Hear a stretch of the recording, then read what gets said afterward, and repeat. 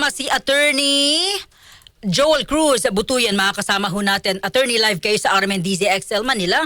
Si Radyo Man Lourdes, good afternoon. Magandang hapon po at magandang hapon sa lahat ng ating mga kababayan na nakikinig ngayong hapon. Nako, Semana Santa, maraming gumagamit ho ng ating mga paliparan. Sandali lamang, Attorney, no, bilang Principal Counsel dito po sa mga usapin ng pagbabago dyan po sa NAIA under NNI, ano nga yun? No, NNIC ba yun? O, di ba? Ito ho ba'y may impact sa aming mga mananakay? Alam nyo, yun po nakakalungkot kasi nagbigay po ng utos si Pangulong Marcos saka si Secretary Lopez ng DOTR na babaan ang passenger fee saka landing fee sa mga airports, no, pero hindi covered po ang NAIA kung saan 80% ng mga pasahero at mga eroplano ay lumalanding at dumadaan. Hindi po kasali, no? Ito, ang kasali lang sa discount na binigay ng inutos ng gobyerno ay yung mga CAAP airports, yung mga airport po sa probinsya natin. Okay, para sa ano kaalaman ng mga mananakay, no? Kasi ginawa pa itong parang national speech ni Pangulong Marcos, pero lumalabas na hindi pala kasama itong mga paliparan dito sa under ng dito sa Metro Manila, NAIA 1 to 4. Opo, tama po 'yon. Hindi po kasama ang NAIA airports. Kaya po hindi po patas na hindi makakatanggap ng discount yung mga pasahero na lumilipad na nanggagaling sa NAIA airports po, sa 4 na airports ng NAIA. Sa tingin niyo ho, bakit hindi isinama gayong ito ang may pinakamaraming mga pasahero kumpara sa ibang mga paliparan natin? Ang nirarason po ng gobyerno natin ay dahil ito ay nasa management na ng isang pribadong korporasyon. Ito yung NNIC na binigyan po ng concession dyan, no? Pero ang matatanong po natin, wala pa pong naitatayong bagong airport itong NNIC. Ang ginagamit po nilang airport ay yung mga airport na pinatayo ng gobyerno natin at gamit ang taxpayers money, no? So bakit sila binigyan ng kapangyarihan na hindi lang kumolekta kundi tinaasan pa yung passenger terminal fee dito sa NAIA airports natin kahit na wala pa silang naitatayong building na bagong airport po. Attorney, sandali, di ba? Iba kasi ang situation ngayon eh. Hindi ba siya pwedeng maisama sa kautusan na yan ni Pangulong Marcos, the fact na tayong lahat ngayon ay dumadaan sa isang krisis? Dapat po, no? Dahil sakop pa rin ng regulatory powers ng gobyerno yung NAIA, no? Dahil nasa pamamahala pa rin yan ng Manila International Airport Authority, no? At talagang kapangyarihan ng gobyerno na i-regulate talaga yung mga fees and charges sa ating mga airport. Okay, so ano ang inyong plano, Attorney?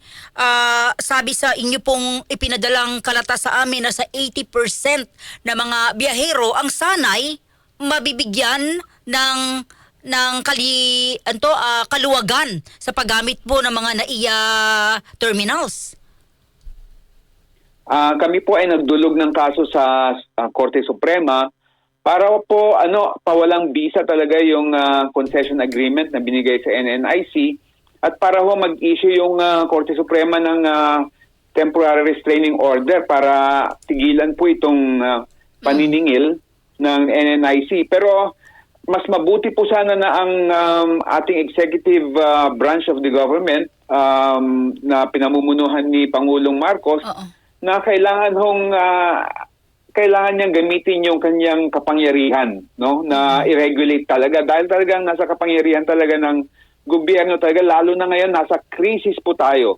Ang karamihan ng mga bumabiyahe ng paliparan natin yung mga kinakailangan talaga, no, dahil talagang mahal lahat. So nananawagan tayo sa gobyerno na i-regulate po hindi lang yung mga provincial airports natin, kundi itong mga NAIA airports po natin. Oo. Okay, attorney, balikan ko yung sinabi mo na ang pinagagana nila nitong NNIC na pag-aari ng isang bilyonaryo ay establishmentong galing pa rin sa gobyerno. Pero ano pong sa inyo na binabanggit na, uy, ang ganda-ganda na ng NAIA, ang dami ng mga restaurant, ang dami ng mga pagbabago? Attorney? Hindi pa rin ho yun rason na para ho taasan, kasi yung item po na sinisingil nila passenger terminal fee.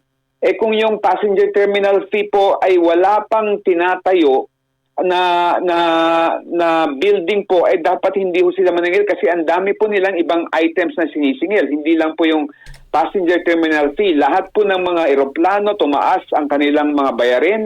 Lahat ng mga concessionaires dyan, yung mga may negosyo, tumaas ang kanilang bayarin. At halos 50 million po yung o more than 50 million yung mga pasaherong dumadaan po dyan sa NAIA airports natin. So kung bibilangin po natin, billion po yung kanilang collection, no? So kahit kung ano man ang improvements na sa sistema pa lang ang kanilang nagagawa, more than sufficient po yung kanilang mga collection sa mga ibang items po, no? Na kahit na hindi sila nagtaas, kayang-kaya hong kunin dun sa collection nila, kasi sila na ho nangungulekta, hindi na ho yung gobyerno nangungulekta sa lahat ng mga babayarin dyan sa NAIA airports po natin. Attorney, so sinasabi niyo ho na parang lugi pa yung mga kababayan natin, tayo, yung mga biyahero ng i-take over ng NNIC etong mga paliparan? Ganun na nga po, dahil tumaas po lahat, no? Oo. At lahat ng pagtaas ng babayarin dyan sa airport, i-cargo naman ng mga pasahero po, dahil ho yung mga airline companies, yung mga restaurants dyan, kung ano yung taas ng kanilang babayarin, sinishift to nila yung burden sa mga airport users. So, talaga ang kawawa po yung mga airport users natin, dahil lahat nagtaas po.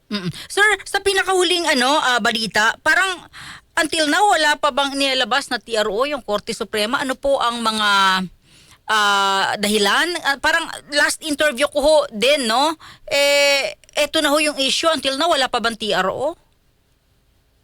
Wala pa hong TRO, kaya ho talagang nag-file po kami ng pangalawang motion po para po ilatag sa gobyerno, sa Korte Suprema, na talagang ngayong krisis kailangan talaga nilang tignan na mabuti, dahil talagang kinakailangan ho talagang magkaroon ng restraining order sa mataas sa babayarin sa ating mga airport po. Attorney, maraming salamat.